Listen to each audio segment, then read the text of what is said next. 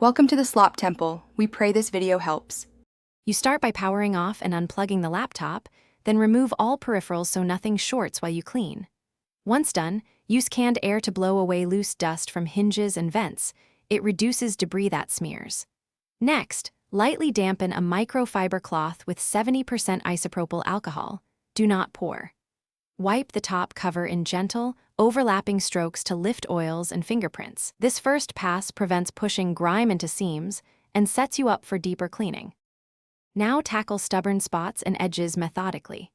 Use a cotton swab lightly moistened with 70% isopropyl alcohol to work into seams, logos, and around screws. This gets grime without soaking internals. For smudges, use a small circular motion with the microfiber cloth, firm enough to remove residue but not so hard as to scratch finishes. Pay attention to hinges, short bursts of canned air, then a dry cloth to polish. Make sure to flip the cloth to a clean side as it gathers dirt.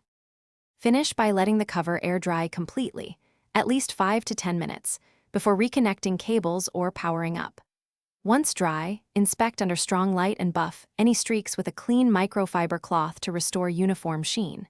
If you see discoloration, stop immediately and test a milder cleaner on an inconspicuous spot to avoid finish damage.